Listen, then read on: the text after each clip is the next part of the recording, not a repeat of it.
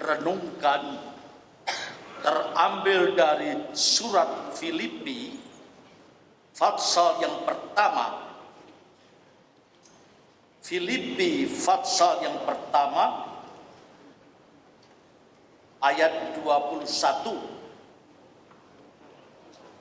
Karena bagiku hidup adalah Kristus dan mati adalah keuntungan. Ayat 22, tetapi jika aku harus hidup di dunia ini, itu berarti bagiku bekerja memberi buah. Disambung dengan pasal 3 ayat yang ke-14. Filipi pasal 3 ayat 14.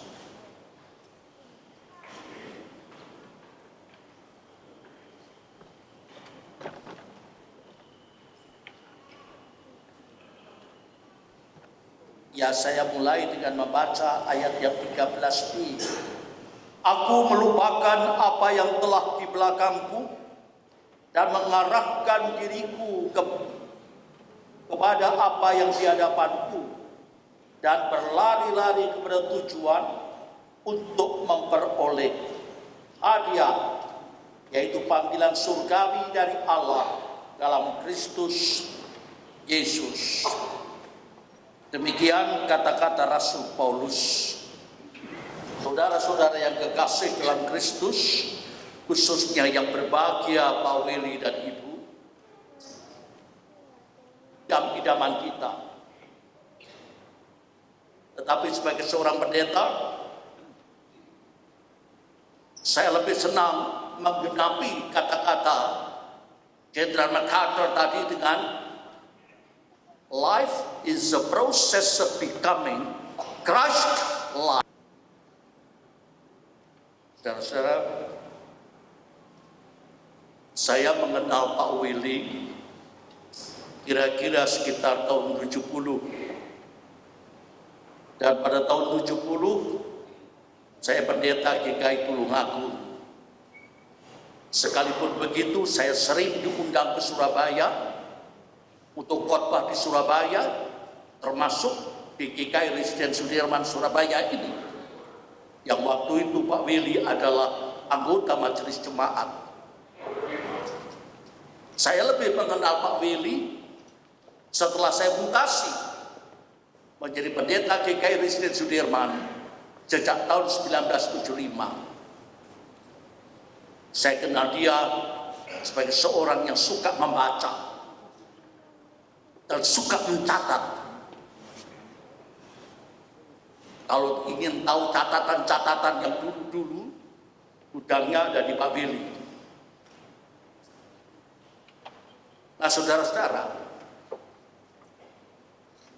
bayangkan, kira-kira tahun 76-an begitu, dalam suatu rapat majelis jemaat, Pak Willy itu sangat menekankan perlunya GKI Residen Sudirman itu jangan umek dengan dirinya, tetapi mulai mengarahkan pelayanannya keluar. Istilah yang dipakai oleh Pak Willy yang saya tidak lupa ialah supaya GKI Residen Sudirman menjadi gereja yang ekstrovert, bukan yang introvert. Sedangkan istilah yang saya pakai, orang yang mengenal Tuhan Yesus dan menjadi gambar dengan Tuhan Yesus, dia adalah orang yang memiliki pandangan hidup keluar, outwards looking life, hidup yang berpandangan keluar. Saudara-saudara,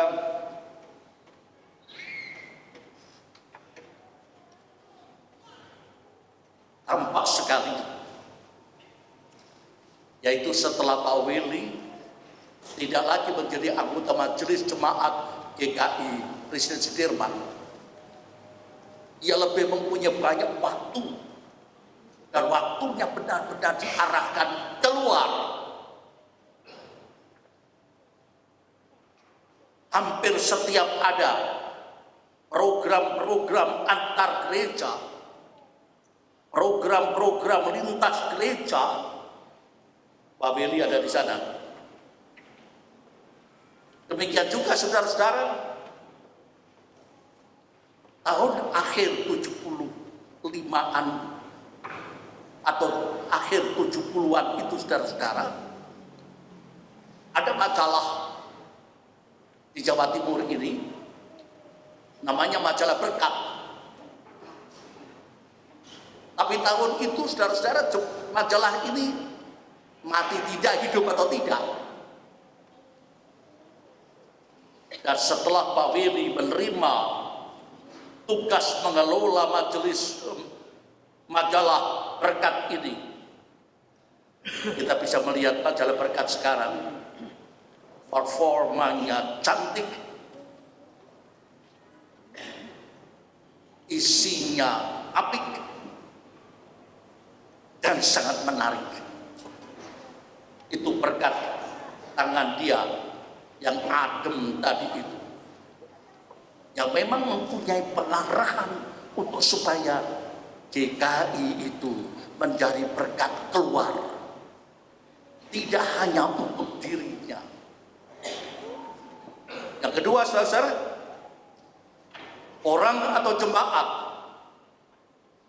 yang diubahkan oleh Tuhan Yesus menjadi segambar dengan Dia, itu punya pandangan hidup onwards looking life, hidup yang berpandangan maju.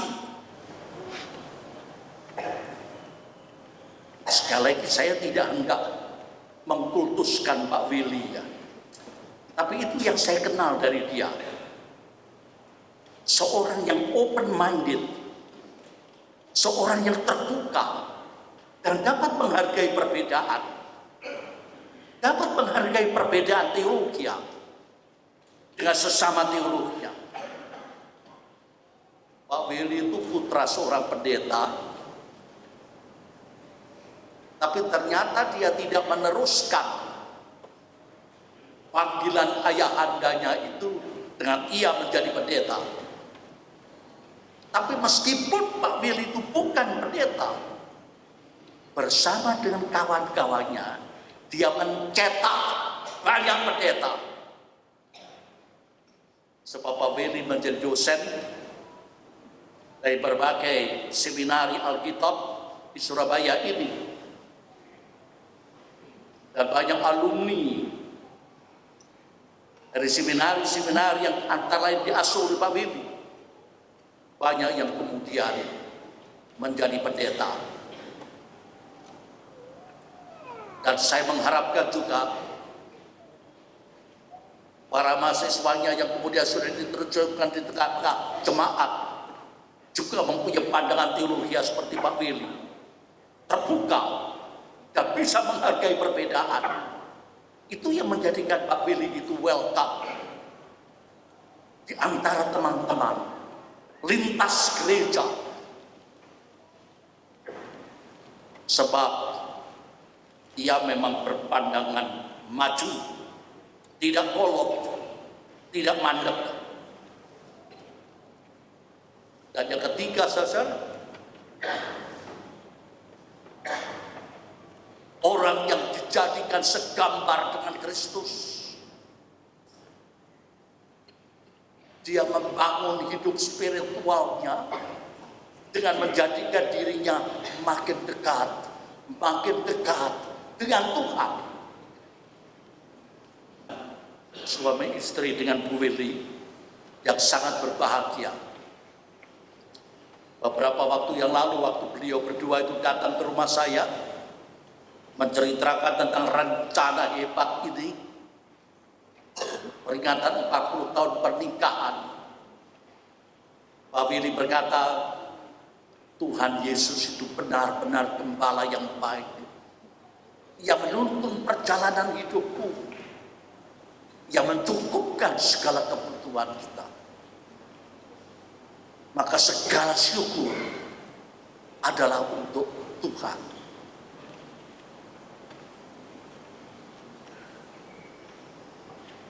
Bu Willy itu seorang usahawati yang sangat